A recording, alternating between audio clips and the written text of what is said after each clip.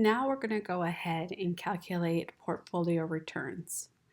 For this simple example, we have downloaded data from 4 different securities: Air Products, Steelcase, Costco, aka my favorite store, and then the CME. For our example, we're going to go ahead and assume an equally weighted portfolio. So the first thing we need to do is calculate the daily returns for each of these positions. So what I like to do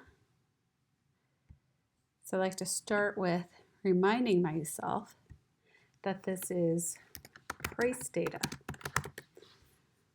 We're going to go ahead and copy these headers over. And now we're going to call this returns data.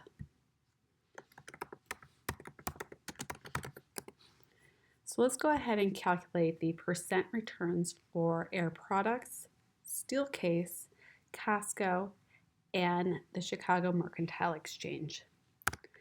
So again, our percent returns is today's price minus yesterday's price divided by yesterday's price. We're going to go ahead and copy that over for the other 3 positions. Double click. And voila, we've got our entire data set populated. So let's go all the way down to the bottom row. We've got quite a bit of data in this set. We go back all the way to what? Ripe age of 2009. Okay, so we're going to delete that just for simplicity for future videos. So we scroll back up. We can go pretty fast. And let's go ahead and put our weights on top. So let's say weights. And we'll say 0.25, 0.25, 0.25, and finally 0.25. Let's add them all to make sure that they do equal 1. So now let's go ahead and calculate our portfolio return. So I'm going to create a new column. I'm going to call it portfolio return. So we are going to take the return from Air Products times, I'm going to put the weight of Air Products plus the return from Steelcase times the weight of Steelcase. And you'll notice that I'm putting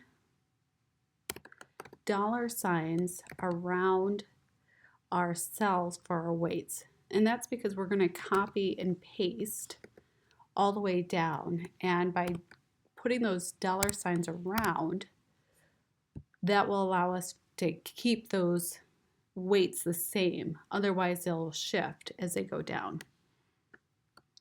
And again, this is a weighted average. So it is the return times the weight plus the return times the weight, and so on and so on. So, and finally, we have our last weight, and this will be I1. Okay, so we have the return for Air Products times the weight, plus the return for Steelcase times its weight, plus the return for Costco times its weight, plus the return for the CME times its weight. And that becomes our daily portfolio returns. We go ahead and populate. And what's nice about this is because we deleted that last row, we no longer have any errors. And this is our portfolio returns.